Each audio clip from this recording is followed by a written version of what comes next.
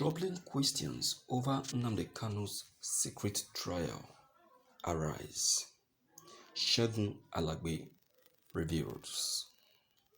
The decision by the federal government to restrict media coverage for the trial of the leader of the indigenous people of Biafran IPOB Mazi Nnamdi Kanu raises some critical questions about the government's openness. Jesus Segun Alagbe writes.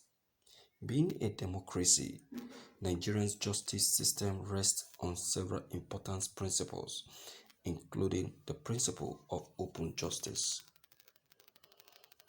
The principle, according to analysts, played an important part in making and marking the country's historic transition from a repressive military regime dotted by tyranny and secrecy to a democratic state founded on the value of accountability, responsiveness, and openness.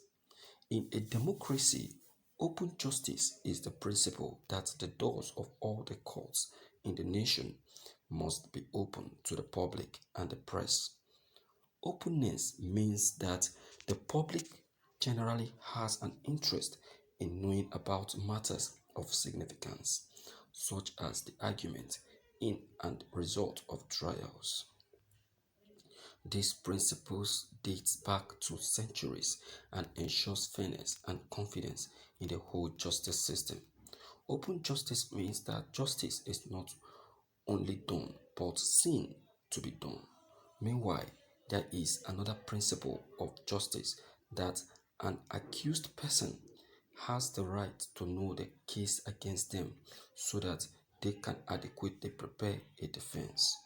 This is sometimes known as the equality of arms principle, meaning that both the person pursuing a claim and the person defending should have equal access to the evidence and arguments in the case.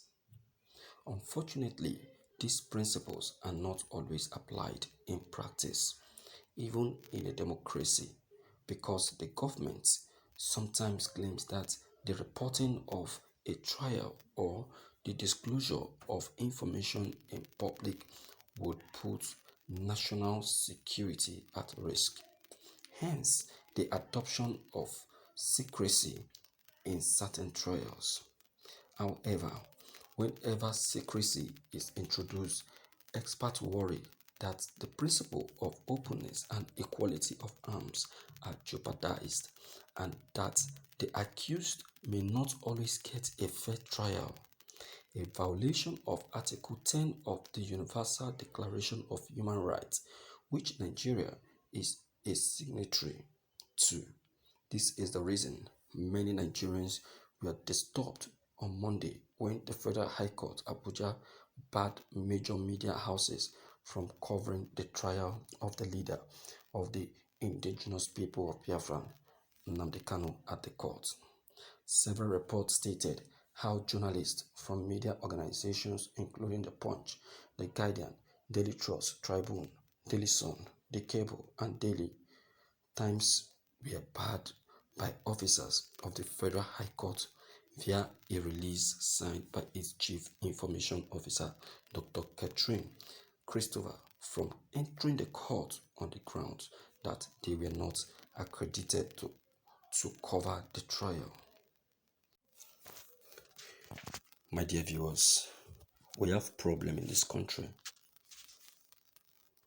a very serious problem, and not until this problem is looked into and a solution mapped out to solve it is gotten, that problem will still remain with us.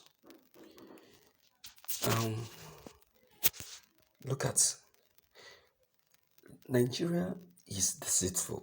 I'm telling you, this country, Nigeria, is deceitful. Why? Because we are having deceitful leaders. Why? Because the people in power are deceitful. You understand? That is why the country itself is deceitful. Haven't you heard from the Americans saying it is dangerous to travel to Nigeria? Haven't you heard it? That it is dangerous to be in Nigeria. Throughout the reign of Donald Trump, he never stepped his feet in Nigeria. Why? Because he sees Nigeria to be a dangerous country. And I don't argue with him. I don't dispute what he has said. What he has said is true. That is what we are. That is what we are. We are very dangerous people. Yes. And it's very bad. Very, very bad. Look at. Do you know why?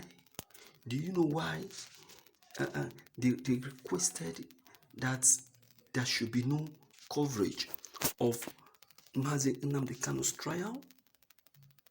Do you know why? Nigerian is very dangerous in making decisions. Oh, my God. And that is why you will see that someone is jailed, and in that jail, the person that is jailed is executed quietly. When they discover that you are gaining more upper hand to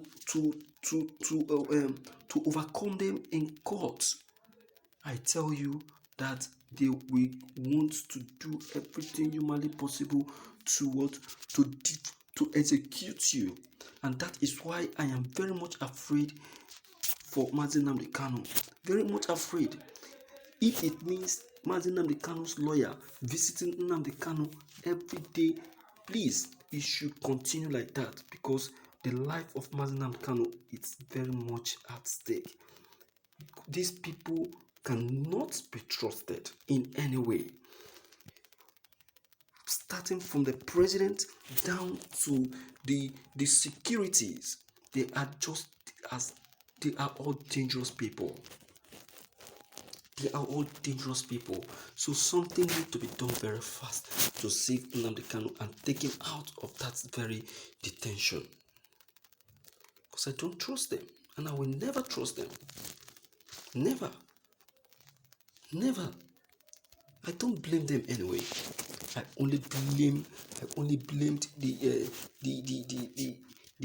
our Igbo leaders who have given them the opportunity. They are the ones I blame. They are the ones I blame. They are the ones I put all the blame on, because they gave them that opportunity. You understand? They gave them that opportunity. They gave them the voice. They gave them the leg. They gave them the room to come in. You understand? If not, this wouldn't have been happening, because it's an error to the latter. It's an error. You get it? So, my dear viewers, let me hear from you anyway to know what's your own opinion concerning this. Maybe if you're new, click on the subscription buttons as well as the bell buttons to get updated each time we upload any new videos. Thank you.